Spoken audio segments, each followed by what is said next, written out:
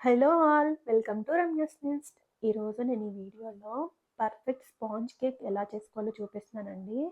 మనం ఇంట్లోనే చాలా పర్ఫెక్ట్‌గా స్పాంజ్ కేక్‌ని అయితే ఇలా రెడీ చేసుకోవచ్చు. ఇదైతే పిల్లలకి స్నాక్స్ గాను, మనకి టీ టైమ్ స్నాక్స్ గాను యూజ్ అవుతుంది మంచిగా. మనం ఇలా కేక్‌ని రెడీ చేసుకొని డబ్బాలో స్టోర్ చేసుకొని 10 డేస్ వరకైనా పెట్టుకోవచ్చండి. అది ఎలాగో నేను ఈ వీడియోలో చూపిస్తున్నాను. దానికోసం ఒక 3 ఎగ్‌ని ఇలా కార్చుకొని పెట్టుకోవాలి ఒక బౌల్‌లో. మనం ఇంట్లోనే స్పెషల్ అకేషన్స్‌కి ఈ విధంగా కేక్‌ని రెడీ చేసుకొని క్రీమింగ్ గూడా చేసుకోవచ్చండి. క్రీమింగ్ అనేది ఎలా చేసుకోవాలో నేను నెక్స్ట్ వీడియోలో చెప్తాను. ఫస్ట్ మనం పర్ఫెక్ట్‌గా స్పాంజ్ కేక్ ఎలా చేసుకోవాలో నేర్చుకుంటే, తర్వాత క్రీమింగ్ చేయడం గూడా నేర్చుకోవచ్చు. ఇలా 3 ఎగ్స్‌ని కాచుకున్నాక దీనిలో ఒక కప్ షుగర్‌ని యాడ్ చేసుకోవాలి. ఇలా 1 కప్ షుగర్‌ని యాడ్ చేసుకొని, ఈ ఎగ్స్‌ని, షుగర్‌ని బాగా బ్లెండ్ చేసుకోవాలి. మంచి క్రీమీ టెక్స్చర్ వచ్చే వరకు.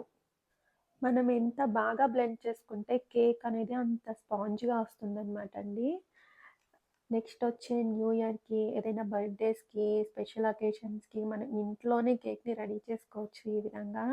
బయటవి హైజీనిక్‌గా ఉన్నా లేకపోయినా మనం ఇంట్లో పిల్లలకి హైజీనిక్‌గా ఇలా చేసుకొని పెట్టుకోవచ్చనమాట.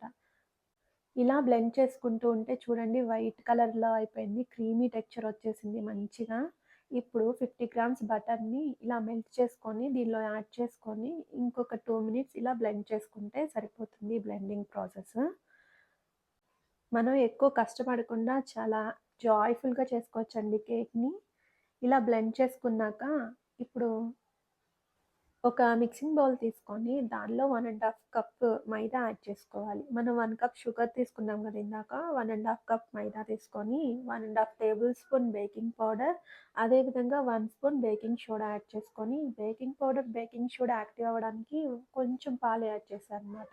ఇప్పుడు దీనిలో మనం బ్లెండ్ చేసి పెట్టుకున్న ఎగ్స్, షుగర్ మిక్చర్‌ని కూడా దీనిలో వేసేసుకొని బాగా మిక్స్ చేసుకోవాలి కట్ అండ్ ఫోల్డ్ మెథడ్‌లో. ఇప్పుడు దీనిలోనే హాఫ్ టేబుల్ స్పూన్ ఎసెన్స్, అదేవిధంగా కొద్దిగా మిల్క్ యాడ్ చేసుకోవాలి. మన కన్సిస్టెన్సీకి తగ్గినట్లుగా. ఇట్లా కట్ అండ్ ఫోల్డ్ మెథడ్‌లో మిక్స్ చేసుకుంటూ మన కన్సిస్టెన్సీ ఇలా ఉండాలనమాట వీడియోలో చూపిస్తున్నట్లు. ఇలా వచ్చినాక ఇప్పుడు బేకింగ్ ట్రే తీసుకొని, ఇప్పుడు ఈ బేకింగ్ ట్రేకి ఈ విధంగా బటర్‌ని అప్లై చేసుకొని మొత్తం స్ప్రెడ్ చేసుకోవాలి. ఇలా బటర్ అప్లై చేసుకున్నాక మనం బేకింగ్ పేపర్ అంటే బటర్ పేపర్ లేకపోయినా కానీ ఈ విధంగా మనం అప్లై చేసిన బటర్ మీద మైదాని యాడ్ చేసుకొని ఈ విధంగా స్ప్రెడ్ చేసుకుంటే సరిపోతుందండి. పర్ఫెక్ట్‌గా వచ్చేస్తుంది మనకి కేక్ రెడీ అయినాక.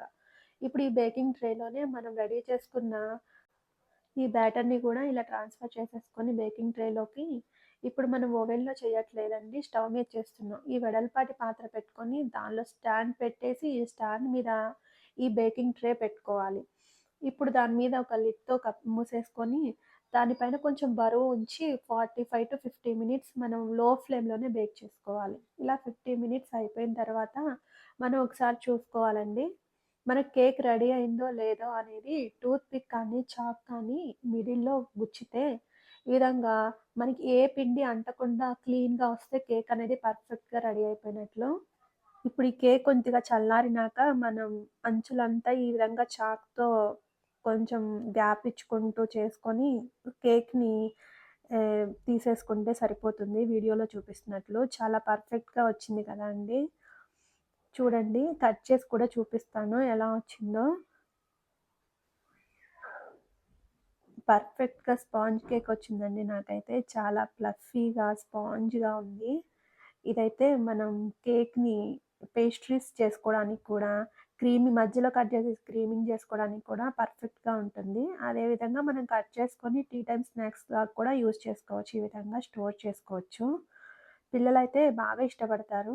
మీకు ఈ వీడియో గనుక నచ్చినట్లయితే లైక్ చేయండి, షేర్ చేయండి, సబ్స్క్రైబ్ చేసుకోండి. అండ్ ఈ రెసిపీని మీరు గూడా ట్రై చేసి మీకెలా వచ్చిందో నాకు కామెంట్ బాక్స్‌లో చెప్పండి. Thank you for watching.